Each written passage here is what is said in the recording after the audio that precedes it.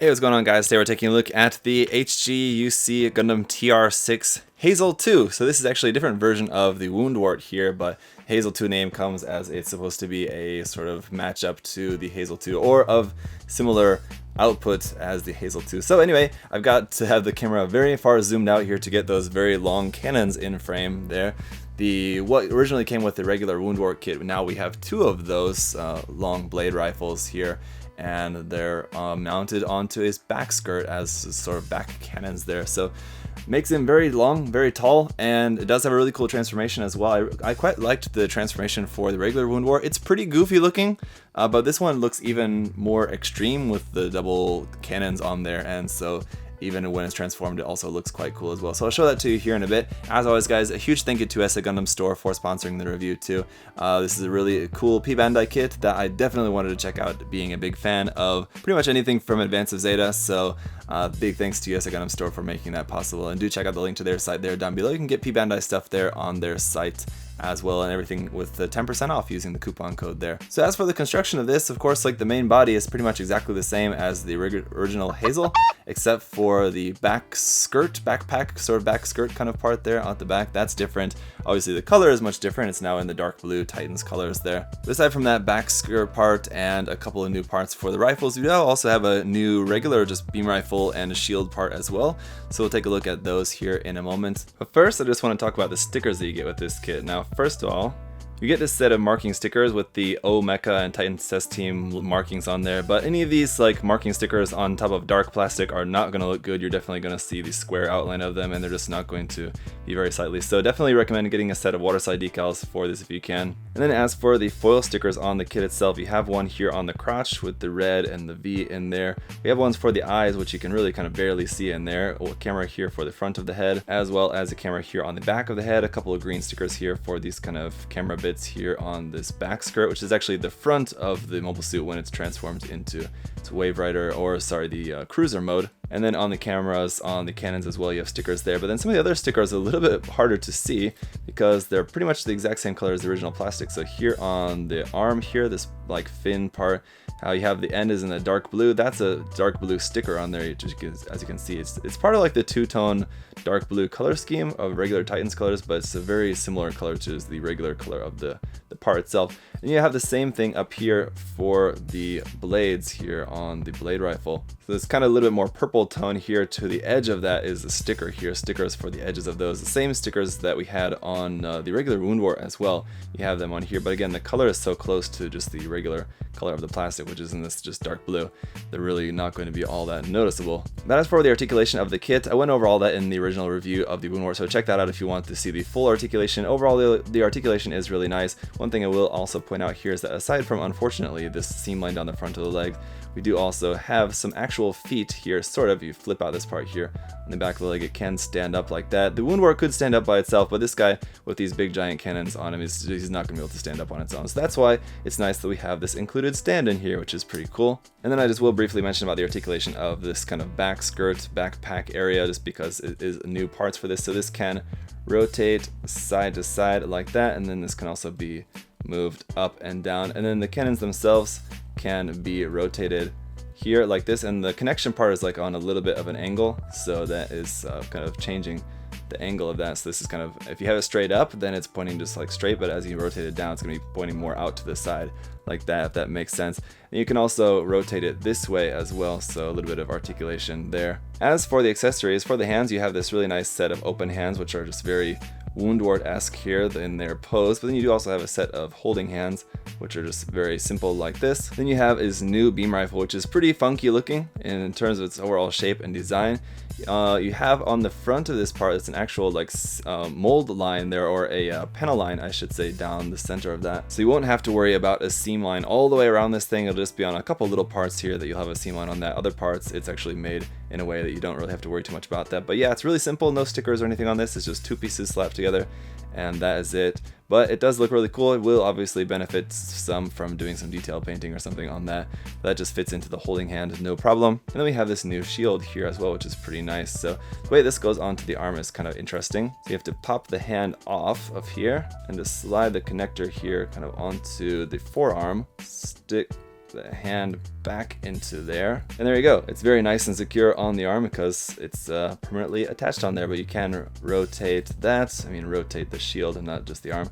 You can rotate that around on its connector. Then you just have basically a whole bunch of leftover option parts. Now this is a part here that you'll need for the transformation. So for the transformation, you'll omit the torso and the head. Those will just get rid of. You kind of just basically replace those with this single part here, which you can see is kind of, it's supposed to be the head there. Fit up into that, so that'll go up underneath the back skirt when it's all kind of transformed, turned around. Then you also have these parts here, which you'll attach onto the end of the blade rifle when that's transformed. The blade, as it's supposed to be, I guess, actually goes out the back instead of out the front when it's transformed. And so I guess what it's meant to be is that the blade like slides through and then out the back of that. And so you have this part which you'll attach onto the end of that, which I guess is supposed to be just kind of like the back end of the blade rifle there. So you have those two. You have this little connection piece which will allow you to attach the beam rifle onto the transformed mode. And then if you want to take off the cannons from the back, and you can put them like, have them handheld on the arm like you had with the wound wart, you have some option parts here for that. So this is one of the parts you'll need for connecting that onto the shoulder if you want to have that. And again, it does transform into its crow mode like that, where it has like the legs that are kind of more spread out. So you have the option parts for that as well, and then a set of wires for this. Now according to the manual, you're only supposed to use one. It says the other one is like just like an extra, but we have two cannons, so I guess if you wanted to have them both in crow mode, you could do that here with these two included wires. They're pretty nice. I mean, they do the job. You are going to need a stand for that, and these wires are pretty short, but they're effective enough. And then for a little comparison, here it is with the Wound Wart as well as the HGUC Advanced Hazel. So the Wound Wart, in terms of its design, is a pretty like petite design. It has some bulk there, especially in the thighs, and the new version, especially with the big cannons there, of course, where you can see like between the Advanced Hazel and the Wound Wart there is looking pretty dinky, but still those cannons in the back will add a lot of size to this there in terms of how much space it's going to take up on your shelf. Then here's how it's going to look when it's transformed. Like I said, it's pretty goofy looking, but it definitely doesn't look like a folded up Gundam, so that's good. You don't really have any recognizable bits, just because the original Gundam design anyway is already pretty unrecognizable as a Gundam. But yeah, it's gonna get a little bit of the wobble here as it goes around, so sorry about that. But yeah, I really do like how you have the long blade rifle sticking out the back. It really does have that Advance of Zeta really signature look, just how you have very long bits just like sticking out in certain areas. And then you can also attach the rifle onto the bottom here, so I'll show you that in a minute. But as far as transforming kits go, the transformation is pretty simple to do, and it does look pretty interesting, pretty unique. So this is one of those ones that I definitely would consider even displaying this possibly in its transformed state. So for attaching the beam rifle onto the bottom, you have this part here which will turn out like that. You have this little part which I mentioned before, and the beam rifle will slide onto there like that, and then that just folds back up into there like that for holding onto the beam rifle while it's in its transformed mode. And I should also mention that you have the inclusion of an action base connector for this as well, but with it being on the action base already, I obviously am using that, and you're pretty much going to have it attached to the kit at all times anyway. Like I said, the only way you're not really going to need that is if you have it standing, which it can stand. So if you're using it for some sort of diorama or something, and you wanted to make your own sort of connection for that, I guess you could omit the action base connector, but it's pretty much just a part of the kit at this point. Also, as far as holding the beam rifle, because of the back end of that beam rifle being so large, it is a little bit wonky. You are going to be a little bit limited in terms of your posing for that, just because it's going to be kind of hard to get that anywhere on the kit. The kit is so small, the main body is so small, and the arms are pretty small, and that beam rifle, while it is sort of a more normal looking beam rifle, it is still pretty big compared to the mobile suit itself. So it's going to be kind of awkward in terms of your posing that. You won't be able to get that in many like super dynamic poses, but it should be enough that it's going to look, I mean, this kit is going to look really cool, really impressive, no matter what you do in terms of the pose for it. So it's not really going to be too big of an issue, but just something to keep in mind. But as far as the kit goes, that's pretty much it for the review, guys. There's not really too much else to say about it. Again, if you haven't watched my review of the original Wound Wart, go back and check that out for a little bit more in-depth view as to the articulation and things like that for it. But as far as the Hazel II here, it's a pretty awesome kit. It's a shame that it's a P Bandai kit, but it just seems to be the fact that Bandai is just going all P Bandai for any future Advance of Zeta variants, it seems, for the time being. So unfortunate, but I'm just glad that we're getting more Advance of Zeta kits either way. So And we did recently see that we are going to be getting, hopefully in the near future, the Primrose set, as well as possibly a Hazel II, which looks really awesome. So hopefully we'll see some more news about that in the near future. And then what other possible forms might we see of the Woundwort? I'm thinking, I don't know, we might see HGUC, which uses the same shield as this. So, I mean, it's not saying like, well, they got the shields, so they're gonna make the whole kit. There are quite a few more parts involved with the HGUC, but it is possibly an option.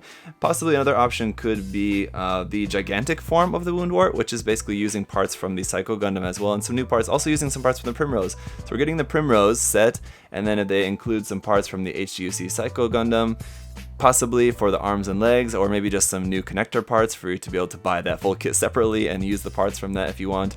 That would probably be how they do that, but I don't know. I don't know, it seems likely at this point that we are going to get some more forms of this, so that's good news.